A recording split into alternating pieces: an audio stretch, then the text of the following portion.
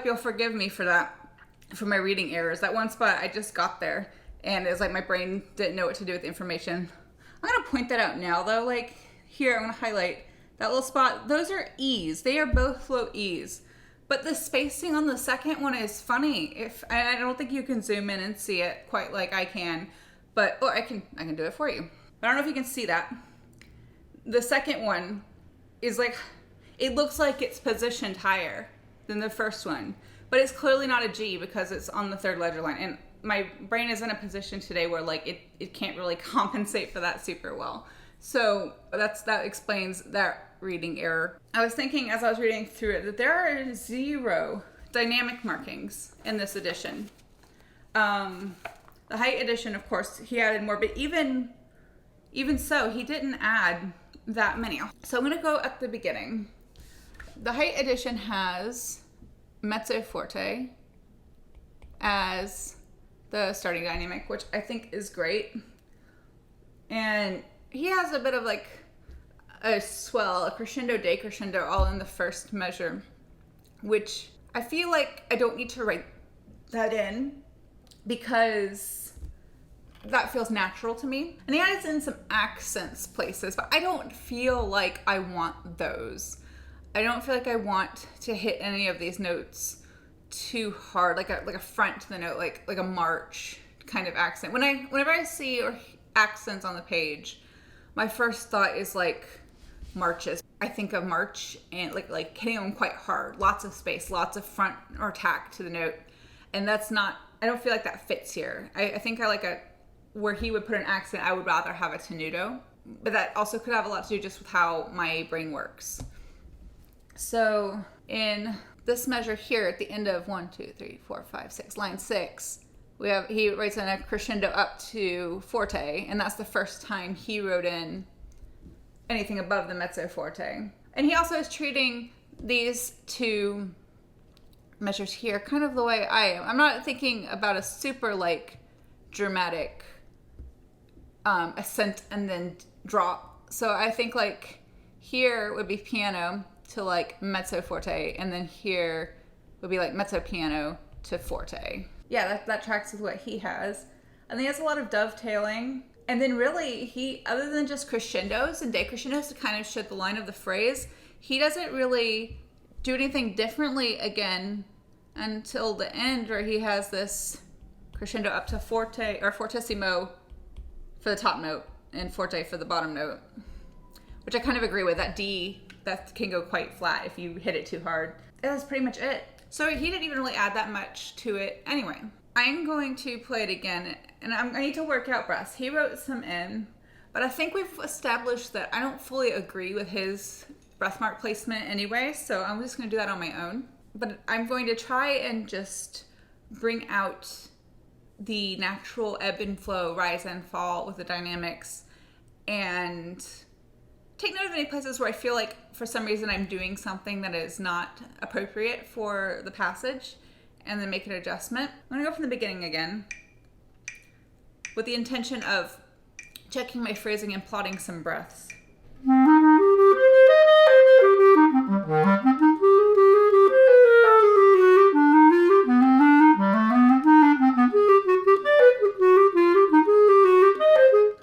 Okay, so I sped up a little bit. I'm good without a breath through there, but I need to plot this first one. Obviously, I'm going to take a breath here. At a faster tempo, I might be able to get there without breathing ahead of time.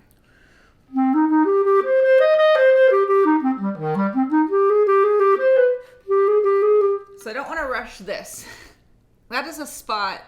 My tendency is to rush when there are 2 slurs. When you take a group of 16ths and you break it up into da-da-da-da, 2 slur, slur plus slur, 2 plus 2, however you say that.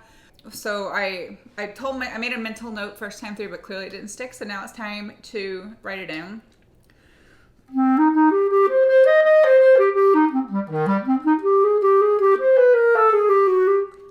I know this isn't what's written. I'm going to break this slur a little bit, and I'm going to tongue that A. I write a T instead of a staccato because I don't want it to be short. I just want it to be articulated. like placed correctly. Not a breath there, but just a little bit of what I like to call like realignment space to make sure that that is in the right spot.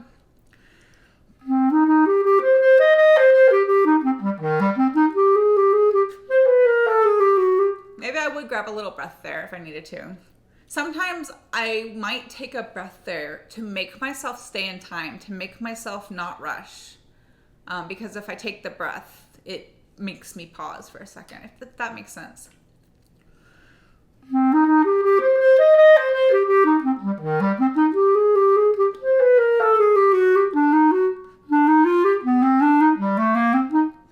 I put a G sharp in where there shouldn't have been one, and then I forgot to put the C sharp in. So let's highlight. So let me highlight that G natural so I don't forget.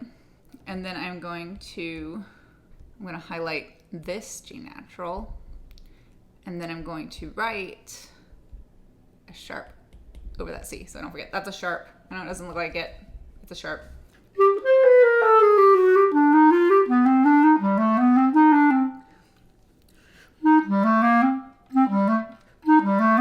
I am going to put a little space after that D to separate, because it's kind of separating two different ideas. And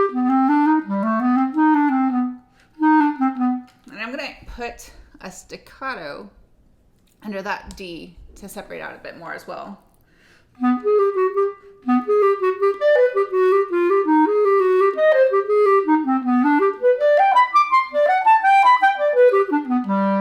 Okay, now see if I can put all that together with the intention of making it to that one breath mark in one breath, if possible. If it's not possible, then we're going to pick another spot to breathe.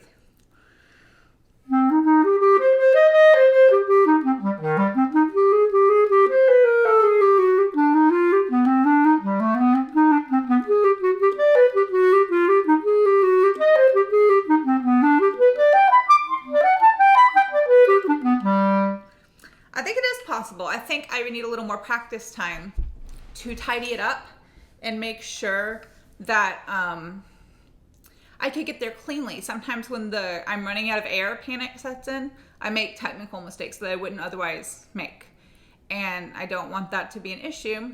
So we'll just have to see. I probably will start speeding up as I play through this. And we'll come back to that later and see if it still holds up. But I think that's doable. I'm gonna do it one more time.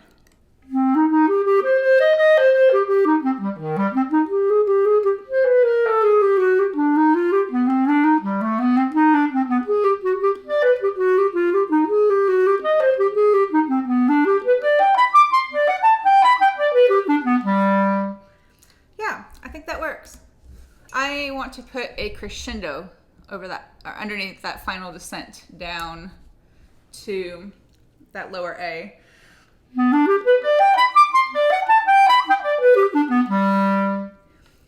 I don't think we really in that, maybe that's a little forte there. Like somewhere between mezzo forte and forte. Louder than we started, but not like our peak moment. I think this is kind of our peak moment prior to the end. So I don't want to take away from that. I don't want to give the ending away too soon, or you know what I mean? I think I'm gonna do it from the beginning again and then continue.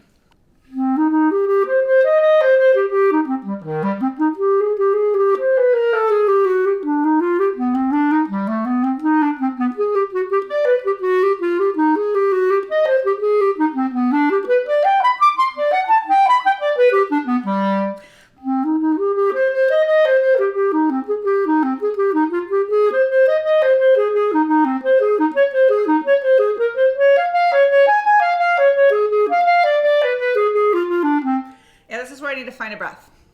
I think I'm going to plan to breathe right where I left off. We've returned to the tonic note. It seems to make sense to kind of make sure I give that D its due and then breathe after it. So like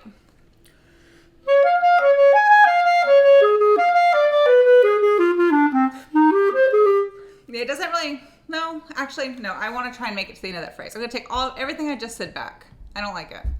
Let me try this again. I'm going to mark in the big breath I'm going to grab when I get to that 8th rest. Let's see if I can actually get there.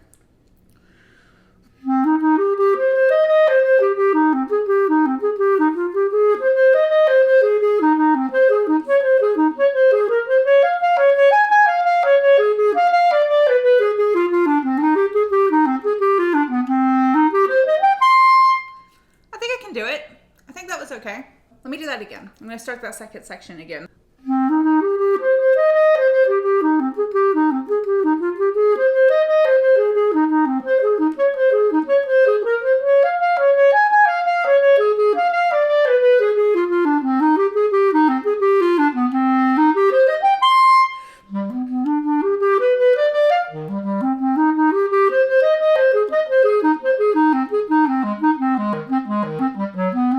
Yeah, and that's where that breath is going to have to go. Right there after that G sharp. But also, same thing. I want to make sure I don't clip it short. I want to make sure it's nice and full. And before I take the breath, so that the breath sounds musical and sounds like it makes sense.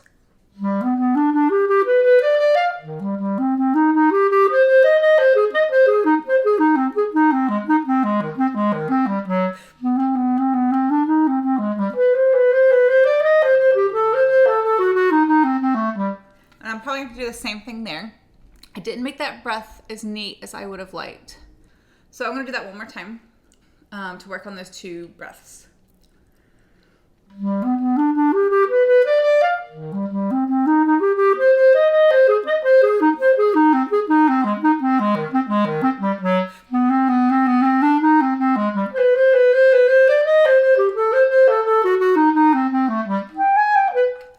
Both of those. I don't think I want to take that second one. I do want to make sure I kind of hold that that A a bit, not longer, but just make sure I keep it full. I think that might be too early to take another breath though. Let's see if I can make it to this 16th rest there. Let's see if that's possible.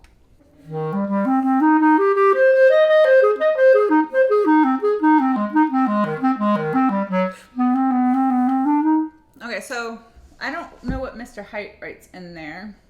He puts the breath after the A. He plays through the G sharp without a breath and then puts the breath after the A. But I think I disagree. I think I would rather put the breath after the G sharp to make sure I do not cheat that lower A at all. Maybe I'll try it both ways. He has like the crescendo decrescendo underneath that measure with the G sharp. And I don't think I like that. I think I want to crescendo or just keep it moving through there. Oh, something weird and pixelated happened. Let's get rid of that. I think I want to keep it kind of moving volume-wise through there. And then maybe this is like forte-ish. And then maybe we're at like a mezzo piano at the C sharp. Because I'm taking that breath, maybe that'll facilitate that phrasing in a nicer way. I'm going to do that section again.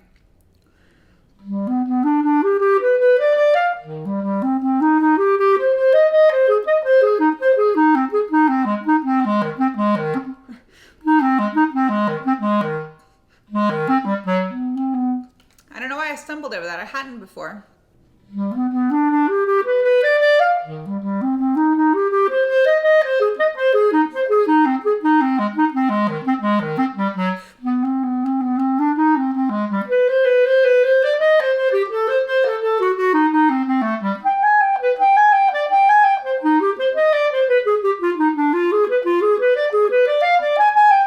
Yeah, I can't make it all the way there. I'm not going to be able to make it all the way to that 16th rest without a breath. So Height actually put the breath here, if you're looking, after the A, one measure after where I placed it. I don't like that as much.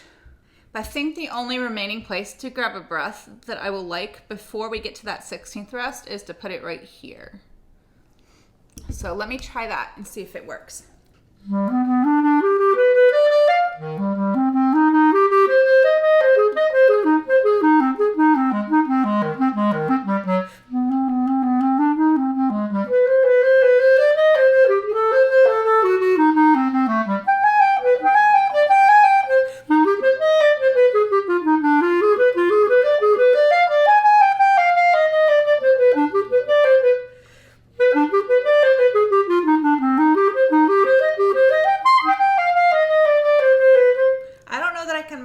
Still, I might need another one. I might have to put like an emergency, maybe take it breath right here, which would mean I would break that slur. Let me see what that sounds like.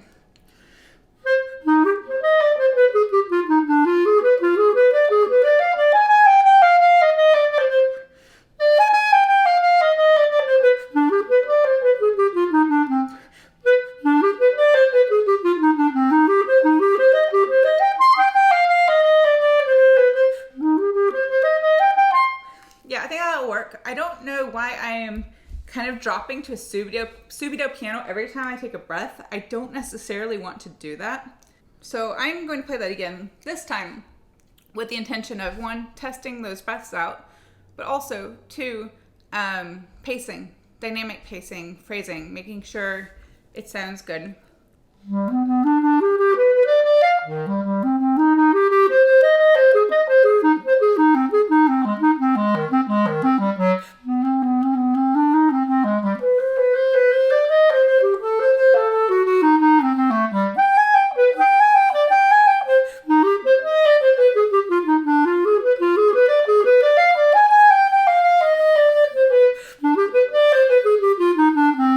Yeah, I think I can back off there a little bit, but we're headed into the tonic there. So I want to make sure, oh, what was that? That's a weird scribble. Let's fix that. Make sure that I really kind of, you know what? I'm going to take this all back. I'm going to take that breath out and I'm going to put it here because I think that'll make more sense.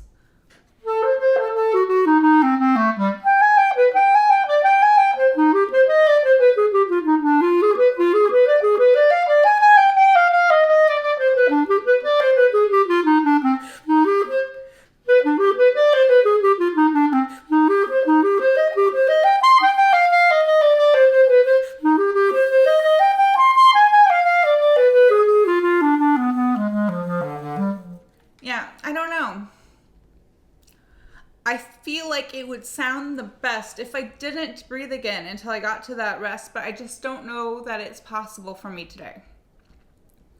Which means that if I were playing this on performance, audition, whatever, it might not be possible for me that day.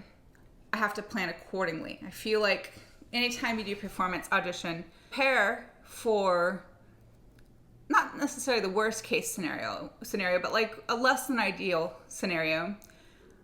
And then you hope for your best possible performance where everything happens according to plan. And those exist, they do happen, just not nearly as often, I think, as we would like for them to. So let me do that section one more time. I'm starting to speed up a little bit, so I'm gonna give myself a little bit of a reminder.